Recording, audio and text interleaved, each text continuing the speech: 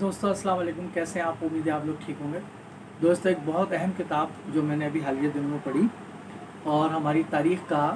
بر صغیر کا، پاکستان کی تاریخ کا ایک فراموش کردہ باب چودھری رحمت علی۔ چودھری رحمت علی کے بارے میں ہم نے نصابی کتابوں میں صرف یہ پڑھا ہے کہ انہوں نے پاکستان نام تجویز کیا، اس حد تک کہ ان کا ذکر آتا ہے، اس کے علاوہ کوئی زیادہ تفصیلی ذکر ان کا نہیں آتا ہماری کتابوں میں۔ محترم جناب کے عزیز صاحب، خورشید کمال عزیز صاحب، جو کسی تعارف کے محتاج نہیں ہے، بہت اچھی کتابیں لکھی ہیں، مرڈر آف ہسٹری کی کتاب انہوں نے لکھی ہے اور بھی بہت اچھی کتابیں انہوں نے لکھی ہیں۔ انہوں نے یہ کتاب ترتیب دی، لکھی بہت محنت کے ساتھ اور بہت مبسوط اور بہت ڈیٹیل کتاب ہے۔ چودھری رحمت علی کے حوالے سے سب مبسوط، سب سے تفصیلی کتاب یہی ہے اور اس کتاب کو پڑھنے کے بعد اندازہ ہوتا ہے، اور شروع میں جو کے عزیز صاحب لکھا ہے کہ کس طریقے سے انہوں نے چودھری رحمت علی صاحب کے بارے میں معلومات اکٹھی کی، ان کے کاغذات اکٹھے کیے، ان کی جو کتاب تھی اس کو ڈھونڈا، ان کے جو مختلف پمفلٹس تھے وہ جو لکھتے رہے اس کو ڈھونڈا، وہ قابل قدر کام ہے۔ ان کے دوست احباب، اس زمانے کے اخبارات میں جو کچھ بھی لکھا گیا اس کو تمام کو ڈھونڈنا، میٹنا، ان کے رشتہ داروں سے معلومات حاصل کرنا ایک کاردار ہے، واقعی ایک بہت ہی بڑا کام ہے کے عزیز صاحب نے سر انجام دیا۔ اس کتاب کا ترجمہ جو ہے جناب محترم اقبال الدین احمد صاحب نے بہت اچھا ترجمہ، بہت رواں ترجمہ، بہت سادہ ترجمہ کیا ہے اور بالکل بھی محسوس نہیں ہوتا آپ کو کہیں بھی کہ کے عزیز صاحب نے جو کوئی لکھا ہوگا اس کی روح سے جو ہے آپ کسی دوسری طرف جا رہے ہیں۔ مکتبہ جمال لاہور نے اس کو چھاپا ہے، 1200 روپے اس کی قیمت ہے، اس کی تفصیل میں ڈال دوں گا۔ کتاب کے بارے میں جب ہم بات کرتے ہیں، چودھری رحمت علی صاحب کے بارے میں بات کرتے ہیں، تو چودھری رحمت علی کی جو شخصیت ہے وہ بڑی ہمہ جہت شخصیت ہے۔ چودھری رحمت علی صاحب کے بارے میں جیسے کہ میں نے بھی آپ کو بتایا کہ یہی ہم نے پڑھا ہے کہ ان کا نام جو ہے تجویز کیا گیا، پاکستان کا نام ان کی طرف سے تجویز کیا گیا، لیکن ایسا نہیں ہے۔ چودھری رحمت علی شاید بر صغیر میں وہ شاید پہلے آدمی تھے جنہوں نے 1915 میں بزم شبلی کی بنیاد رکھی اور اس میں انہوں نے ایک آزاد مسلم ملک کا مطالبہ کیا۔ اس کتاب کے صفحہ نمبر 122 میں انہوں نے کی تھی بزم شبلی میں 1915 کے اندر، اس کا کچھ حوالہ اس طرح کا ہے: انڈیا کا شمال مسلم علاقہ ہے اور ہم اسے مسلم ہی رکھیں گے، صرف یہی نہیں بلکہ ہم اسے ایک مسلم ملک بنائیں گے، لیکن یہ اسی وقت کر سکتے ہیں جب ہمارا اور ہمارے شمال کا تعلق انڈیا سے ٹوٹ جائے، یعنی وہ ایک بالکل علیحدہ ملک کی بات کر رہے ہیں۔ چونکہ یہ اس کی شرط اولین ہے، اس لیے جتنی جلدی ہم انسانیت کا توق اتار پھینکیں اتنا ہی ہم سب کے لیے اور اسلام کے لیے بہتر ہوگا۔ 1915 کی اس تحریر سے یہ بات واضح ہو جاتی ہے کہ ان کا ذہن کس سمت میں سوچ رہا تھا۔ اچھا، وہ بہت جلدی چلے گئے برطانیہ اور پھر ساری زندگی تقریباً وہیں رہے۔ 1 یا 2 مرتبہ وہ آئے یہاں پر ہندوستان، لیکن مختصر وقت کے لیے آئے، پھر چلے گئے۔ پھر پاکستان بننا تو 1948 میں ہی آئے، لیکن یہاں سے ان کو جانا پڑا، کن حالات میں اس کا ذکر میں بھی آپ سے کرتا ہوں۔ لیکن چودھری رحمت علی صاحب جو ہیں انہوں نے بہت اچھے انداز میں 1933 کے اندر ناؤ اینڈ نیور، اب یا کبھی نہیں کے بعد، جب گولڈ میز کانفرنس ہو رہی تھی لندن کے اندر اور بر صغیر کے بڑے بڑے رہنما جو ہے وہاں پر ہندوستان کے مستقبل کا تعین کرنے کے لیے اور اس کا تصفیہ کرنے کے لیے بیٹھے تھے انگریزوں کے ساتھ، تو انہوں نے وہاں ایک پمفلیٹ لکھا 1900 صاحب نے یہ پورا پمفلیٹ جو ہے اس کا ترجمہ بالمند ساری صاحب نے اس کے اندر پیچھے دیا ہے، پورا پمفلیٹ آپ پڑھ سکتے ہیں۔ انہوں نے بالکل واضح انداز میں 1933 کے اندر ایک آزاد مسلم ملک کی مانگ کی اور اس کا نام انہوں نے پاکستان رکھا، اس کے بعد اس کو پاکستان کر دیا تھا، کہ نہیں تھا پہلے اس کے اندر۔ اور ایک بات اور بھی بڑے مزے کی ہے کہ پاکستان سے ان کی مراد کے پاک لوگوں کا ملک نہیں تھا، انہوں نے پے سے مراد پنجاب اور الف سے مراد افغانیہ یا سرحد کا صوبہ اس زمانے میں اور آج کا کے کے، سین سے مراد تان سے مراد بلوچستان، اس کو ملا کر انہوں نے ایک نام اخذ کیا پاکستان۔ جو پہلے پاکستان تھا پھر وہ پاکستان انہوں نے کر دیا، اس میں کے بھی انہوں نے، کشمیر کا کے بھی انہوں نے اس میں لگا دیا جو کہ پہلے، اور ان کا کہنا یہ تھا کہ ایک ہی حل ہے اس کا کہ ہم ہندوستانیت کو ترک کریں اور اسلام سے اپنا رشتہ جوڑیں۔ اور ایک طرح سے اگر دیکھا جائے تو اس کتاب کو پڑھنے کے بعد ان کے کچھ خیالات پین اسلامی ازم سے بھی ملتے ہیں، گو کہ ایک طرف وہ سوشلسٹ جمہوریت کی بھی بات کرتے ہیں اور قومیت پرستی کی بھی بات کرتے ہیں، لیکن وہ ایک طرف پین اسلامک ازم کی بھی بات کرتے ہیں۔ چودھری رحمت علی کا جو تصور ہے تاریخ کا، اور چودھری رحمت علی کا جو بر صغیر کا تصور ہے، وہ کچھ ایک مخصوص تصور نہیں ہے کہ انہوں نے صرف پاکستان کا تصور پیش کیا اور ایک آزاد مسلم ملک کا تصور پیش کیا کہ ان علاقوں کے اندر جہاں کے مسلمانوں کی اکثریت ہے وہاں علیحدہ کر کے اس کے ایک ملک بنا دیا جائے تاکہ مسلمان اپنے فیصلے جو ہے وہ کر سکیں۔ ایسا نہیں ہے صرف، بلکہ وہ پورے بر صغیر کے ہی ٹکڑے کر دینے کے در پہ تھے۔ یعنی ان کا جو خیال تھا وہ یہ تھا کہ پورے بر صغیر کے جو ہے وہ مختلف ٹکڑے ہو جانے چاہیے، جیسے کہ میں بھی آپ کو بتا کے حوالے سے. اور انہوں نے کئی ریاستوں کی تجاویز جو ہے وہ اس میں دی تھی. مثلا وہ کسی ایک ریاست کے قائل نہیں تھے پاکستان کے، بلکہ اس کتاب کے صفحہ نمبر 309 اور 310 پر تقریباً 20 ریاستیں ہیں جن کا وہ ذکر کرتے ہیں. مثلا پاکستان، سکھیا، ہنودیا، ہنتکیا، راجستھان، معینستان، ہندوستان، حیدرستان، بانگستان بنگال کی بات ہو رہی ہے، بانگ سامیہ، فاروقستان، بہار، اڑیسہ، خوتستان، مہاراشٹر، صدیقستان، تاکمیا، ماپلستان، ڈراویڈیا وغیرہ، یہ تمام کے تمام وہ اس کے کہ اس کو اتنے حصوں میں تقسیم کر دیا جائے. اس کے لیے انہوں نے دینیا کا نام انڈیا جو ہے یہ ایک آرٹیفیشل لفظ ہے، اس کو باہر سے آنے والوں نے ایک لفظ دیا تھا. انڈیا جو ہے کبھی بھی متحد نہیں رہا، یہاں اقوام جو نہیں ہے اور یہاں کبھی بھی متحدہ حکومت نہیں رہی، تو اس کو بر اعظم دینیا بنا دیا جائے. اور اس کے لیے ایشیا کی جگہ پاکیشیا کا ایک تصور پیش کیا کہ یہ مختلف ریاستیں جو ہے جب بنے، یہ مختلف ریاستیں آپس میں اتحاد کریں اور مسلم امہ کی بنیاد پر، مسلم اخوت کی بنیاد پر اتحاد کریں اور اس طریقے سے جو ہے وہ اپنے معاملات کو چلائیں. تو یہ ان کا تصور تھا بر صغیر کے بارے میں، ریاست کے بارے میں، تاریخ کے بارے میں. حیرت مجھے اس بات پر یہ ہوتی ہے کہ چونکہ یہ ساری زندگی لندن میں رہے اور ظاہر ہے کہ لندن میں انہوں نے تمام پمفلٹس لکھے، لندن میں تمام چیزیں لکھی، لیکن ان کو بر صغیر کی سیاست کا غالباً شاید چودھری رحمت علی صاحب کو میں معذرت چاہتا ہوں لیکن علم نہیں تھا. بر صغیر کی سیاست میں انگریز کس طرح حاوی ہوئے اور سے جو فیصلہ کن قوتیں تھیں اس وقت کی اس کو پیچھے دھکیلا، اور پھر کس طریقے سے ہندوؤں اور مسلمانوں نے جو ہے اپنی جدوجہد کا آغاز کیا، اور جدوجہد کا آغاز کرنے کے بعد کس طریقے سے ان لیڈروں نے اپنی جگہ بنائی اور انگریزوں سے کس طریقے سے آزادی کی مانگ کی، اس کی تمام جو تحریکیں تھیں چودھری رحمت علی اس سے بالکل ایک الگ دھارے پر چلتے ہیں. وہ پین اسلامکزم، میں تو اس نتیجے پہ پہنچا ہوں کہ وہ پین اسلامکزم کے حامی تھے، وہ بھلے تھے نہ کہیں، لیکن اتنی ساری جو باتیں انہوں نے کہی ہیں اسلامی اسٹیٹس کے بارے میں کہ وہ تمام کتاب متحد ہوں اور پاکیشیا بنائیں اور بر اعظم دینیا بنائیں اور ہندوستانیت کا توق اٹھا کے پھینکیں، اور اسی لیے وہ آل انڈیا مسلم لیگ کے خلاف بھی تھے. آل انڈیا مسلم لیگ میں آل انڈیا کا جو توق تھا ان کو لگتا تھا، انڈیا کا لفظ جو ہے وہ اس کو پسند نہیں کرتے تھے، وہ کہتے تھے مسلم لیگ ہونی چاہیے. اور ایک اور بڑی حیرت انگیز بات یہ ہے کہ مسلم لیگ سے جتنی بھی ان کی مخالفت تھی، قائد اعظم محمد علی جناح سے ان کی جتنی بھی مخالفت تھی، وہ اس بنیاد پر تھی کہ انہوں نے ایک چھوٹا سا ٹکڑا حاصل کر لیا، جبکہ ان کو ایک بڑے مقصد کے لیے جو ہے جدوجہد کرنی چاہیے تھی. کیسے کرنی چاہیے تھی یہ انہوں نے نہیں بتایا آج تک، اپنی تحریروں میں نہیں بتایا. اسی طرح جو انہوں نے بتایا کہ معینستان اور فاروقستان اور حیدرستان اور بانگستان یہ تمام کے تمام قائم ہونے چاہیے، کس طریقے سے قائم ہونے چاہیے اس کا بھی انہوں نے ذکر اس کے اندر نہیں کیا کہ طریقہ کار کیا ہے اور ہندوستان کے جو لیڈر تھے ان کو کیا طریقہ کار اختیار کرنا چاہیے. پھر ایک اور بڑی حیرت انگیز بات یہ ہے کہ وہ اپنے مخصوص طریقہ کار پہ عمل کر رہی تھی، جس طرح اور بہت ساری جماعتیں تھی، جمعیت علماء ہند تھی، تحریک آرار تھی، نیشنل عوامی پارٹی تھی سرحد کے اندر، اور بہت سارے کانگریس تھی، بہت سارے اپنے اپنے منشور پہ اپنے اپنے طریقے سے جو ہے آزادی کے لیے یا ہندوستان کے اندر رہ کر یا ہندوستان سے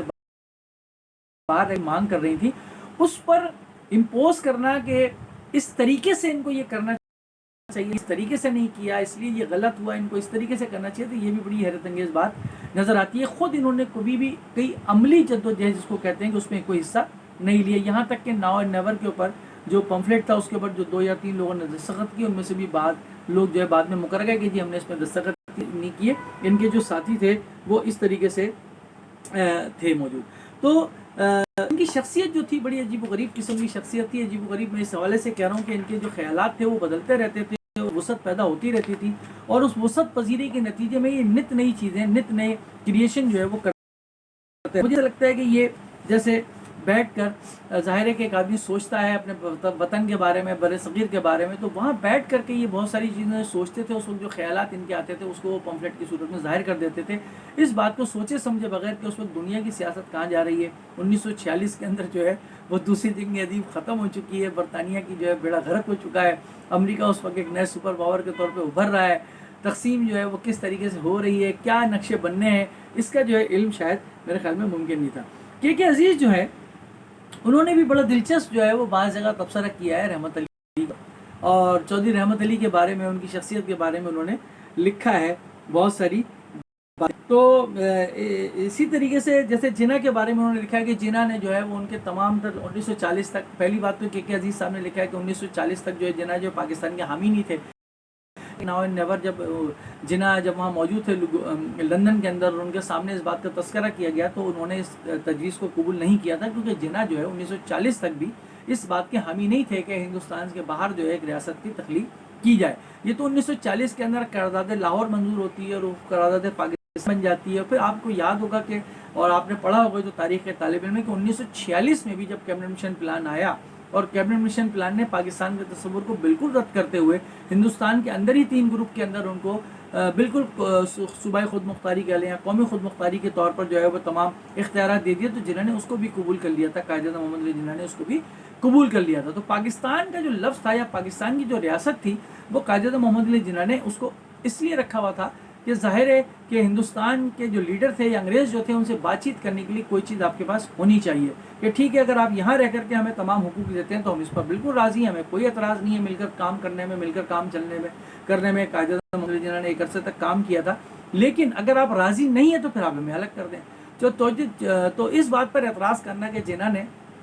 رحمت علی کی بات کو کیوں نہیں مانا یا رحمت علی کی تجویز کو کیوں نہیں مانا، اس پر مجھے بڑی حیرت ہوتی ہے۔ ظاہر ہے ان کا اپنی سیاست تھی، ان کی اپنی فکر تھی رحمت علی کی، ایک کو دوسرے امپوز کرنا یا تھوپنا ایک بالکل عجیب و غریب بات نظر آتی ہے۔ ایک اور بات یہ ہے کہ نے لکھا کہ جناح نے تمام تر جو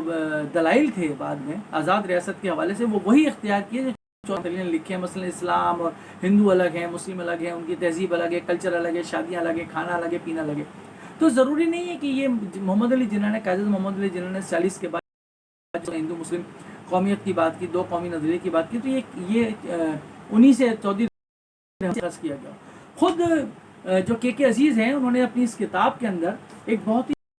تحقیق دی ہے۔ 1858 سے لے کر 23 مارچ 1940 تک ایک الگ خطے کی تقریباً 170 تجاویز جو ہے انہوں نے کے عزیز نے خود دی ہیں۔ اس کے اندر جو بعض انگریزوں نے بھی دی، بعض ہندوؤں نے بھی دی، بعض ہندو انڈیا پسندوں نے بھی دی، بعض مسلمانوں نے بھی، اس میں چودھری رحمت علی کی تجویز بھی شامل ہے۔ تو ایسا نہیں ہے کہ یہ کوئی نئی بات پیدا کر دی تھی، چودھری رحمت نے کوئی نیا نظریہ لے آئے تھے وہ دینے کے لیے۔ علامہ اقبال نے 1930 کے اندر بھی اپنے الہ آباد کے خطبے میں کہا تھا۔ یہ بات ٹھیک ہے کہ علامہ اقبال کے الہ آباد کے خطبے کے اندر ایک آزاد ریاست کا اس طرح کا تصور نہیں تھا جس طرح کا تصور، یہ بات بالکل درست نظر آتی ہے اور یہ بات بالکل صحیح کے عزیز نے لکھی ہے۔ لیکن ایسا نہیں ہے اس بات کو کہنا کہ یہی کے دلائل جو ہے قائد اعظم نے اختیار کیے تھے، یہ خود انہوں نے 1858 سے 23 مارچ 1940 تک 170 تجاویز کا ذکر کیا ہے، جو اس خطے کے جو بر صغیر کی تقسیم کے حوالے سے اور ایک آزاد مملکت کے حوالے سے، مسلمانوں کی ایک آزاد مملکت کے حوالے سے مختلف لوگوں نے مختلف ارمیں دی، اور اس کے پیچھے بھی وہی دلائل تھے جو جنہوں نے بعد میں اختیار کیے۔ اور ظاہر ہے کہ اگر جناح نے رحمت علی کے دلائل بھی اختیار کیے ہوں تو اس میں کیا حرج ہے۔ ظاہر ہے کہ جناح ایک سیاستدان تھے اور انہوں نے بہت ساری جو تجاویز تھیں، سب کو پتہ ہے اچھی طریقے سے کہ 1940 میں جو قرارداد پیش ہوئی لاہور کے اندر، اس سے پہلے کئی اسکیموں کا جائزہ آزادی کی تھی، اس میں چودھری رحمت علی کی تجویز بھی شامل تھی۔ ظاہر ہے کہ ان کے دلائل بھی پڑے ہوں گے، تو ضروری نہیں نام لیتے فردن کہ میں نے سر سید سے یہ اخذ کیا، اور لالا لاجپت رائے سے ہی میں نے یہ لیا ہے، اور تھامسن سے میں نے لیا ہے، اور سیمسن سے میں نے لیا ہے، فلاں سے میں نے لیا ہے، تو اس بات کی ضرورت موجود نہیں تھی۔ تو ظاہر ہے کہ انہوں نے کے عزیز نے بہرحال محنت بہت کی ہے اور بہت ہی شاندار قسم کی کتاب چودھری رحمت علی پہ لکھی ہے۔ چودھری رحمت علی کے تصور آپ تنقید کر سکتے ہیں، اس کا جائزہ لے سکتے ہیں، خود انہوں نے بھی جو ہے مصنف نے جائزہ لیا ہے، اور کہیں کہیں انہوں نے یہ ذکر کیا ہے کہ جناح اور ان کے درمیان جو ہے وہ تھا۔ بات ختم، جیسے یہ کہتے ہیں کہ بات ختم کرتے ہوئے ہمیں یہ کہنا پڑے گا رحمت علی کا اثر جناح کی سوچ پر نتیجہ مسلم لیگ کی پالیسی پروسیس کہیں زیادہ جتنا کہ اب تسلیم کیا گیا۔ ایسا کہنے کا مطلب جناح کی اپنی کارکردگی اور فتح یابی کو کسی نقطہ نظر سے بھی گھٹانا یا بے وقت کرنا نہیں ہے، جس کی اپنی ہی حیثیت ہے اور جس کے بارے میں کسی قسم کا شک و شبہ نہیں ہے۔ کوئی بھی شخص چاہے کتنا ہی شعور و ادراک رکھنے والا ہو، اور کوئی لیڈر چاہے کتنا ہی عظیم ہو، خلا میں کچھ نہیں بناتا۔ ہر انسان کا کوئی پیشرو ہوتا ہے، ہر آئیڈیا خیال وہ سوچ کے سوتے بھی کہیں سے پھوٹتے ہیں۔ صحیح ہے، جناح نے کبھی یہ نہیں کہا کہ وہ پہلے شخص تھے جنہوں نے پاکستان کے بارے میں سوچا، نہ ہی مسلم لیگ نے یہ دعویٰ کیا کہ اس اسکیم کو سب سے پہلے اس نے تخلیق کیا۔ اسی رحمت علی کی آواز پہلی تھی جس نے ایک علیحدہ مسلم ریاست بنائی جانے کے لیے پکارا۔ یہاں تو مفکرین کے اندازے منصوبے بنانے والوں کی نیز اپنے اپنے خواب دیکھنے والوں کی ایک لمبی لائن ہے جنہوں نے آئیڈیا کو ادھر اور پبلک کے سامنے مختلف رنگوں اور شکلوں میں پیش کیا۔ تو رحمت علی ظاہر ہے کہ یہ کے بارے میں انہوں نے خود بھی جیسے ہی بات کی. پھر انہوں نے ایک جگہ کہا ہے کہ کے عزیز کہتے ہیں کہ جناح میں ہر وہ چیز تھی جس کی رحمت علی میں کمی تھی. وہ نہایت حقیقت پسند اور موقع شناس اور موقع محل کے مطابق تین وقت کے انتخاب کے ماہر تھے. اگر قسمت کی لہروں کا یہی مطالبہ ہو تو وہ سمجھوتا کرنے کے فوائد بھی جانتے تھے. قوت ارادی اسٹیل کی طرح مضبوط, ذہنی طور پر قوت برداشت اتنی کہ متحمل مزاج سے متحمل مزاج مخالف ہے. وہ نہایت ہنرمندی سے اپنی سیاسی چال چل سکتے تھے. اتنی زبردست مخالفت کے سامنے ثابت کرے کو ماننے والے اتنے میدان میں آ گئے جو تعداد میں بھی ان گنت تھے اور ان کی وفاداری بھی کسی شعور سے بالا تر تھی. مسلمانوں کو انہوں نے متحد کیا جس سے ان مسلمانوں کو اتنا فائدہ پہنچا جو انہیں اپنی تاریخ میں کبھی نہیں پہنچا تھا. سر سے پاؤں تک ایک سیاستدان, انہوں نے اپنے لیے ایک ایسی پارٹی کھڑی کی جس کے نام کی شہرت دن بدن بڑھ رہی تھی اور جس کے حق میں وہ آواز اٹھا سکتے تھے اور ان کی آواز کو سنا بھی جاتا تھا. تو بہرحال کے عزیز صاحب کی یہ بڑی محنت ہے, شاندار محنت ہے, اور رحمت علی پر پڑھا جانا چاہیے. اور یہ بڑے افسوس کی بات ہے کہ پاکستان کے اندر 70 سال کے اندر جو حکومتیں رہی ہیں ان کا خاکی جو ہے پاکستان میں لا کر دفن نہیں کر سکیں. مشرف کے دور تک کے عزیز نے اس میں ذکر کیا ہے کہ جو کوشش مشرف کے دور میں بھی کوشش ہوئی تھی. کوشش یہ کی جانی چاہیے کہ بہرحال اس بات میں تو کوئی شک نہیں ہے کہ چودھری رحمت علی وہ واحد آدمی ہیں, وہ پہلے آدمی ہیں کہ جنہوں نے ایک آزاد مسلم مملکت کا تصور پیش کیا اور اس کو پاکستان کا نام دیا. اس کو اعتراف کر لینا چاہیے, اس میں کوئی دو رائے نہیں ہے. گو کہ اگر یہ دیکھا جائے کہ چودھری رحمت علی کا پورا تصور ریاست کیا تھا تو وہ میں نے آپ کو بتا دیا, بر اعظم دینیا اور بر اعظم پاشیا. اور پھر اس کے بعد آپ دیکھ سکتے ہیں کہ کیا مسکے کے عزیز خود بھی یہ بات لکھا ہے کہ بانگستان اور مشرقی پاکستان کے علاوہ اور پاکستان کے علاوہ جتنی بھی انہوں نے پیش کی وہ ساری کی ساری غیر حقیقت پسندانہ تھی. مکتبہ جمال نے اس کو چھاپا ہے اور مترجم اقبال الدین احمد صاحب نے اس کو لکھا ہے. بڑے قابل قدر حاشیے بھی انہوں نے لکھے ہیں, ڈیٹیل لکھے. کے عزیز صاحب کی, خورشید کمال عزیز صاحب کی بہت ہی شاندار, بہت ہی جاندار, بہت ہی مبسوط کتاب چودھری رحمت پر آپ لوگ ضرور پڑھیے. اختلاف تاریخ دانوں کا حق ہے, مورخین کا حق ہے. میں نے اپنی رائے بیان کر دی, ضروری نہیں کہ آپ میری رائے سے اختلاف کریں. آپ کتاب پڑھیں اور اپنی رائے خود قائم کریں.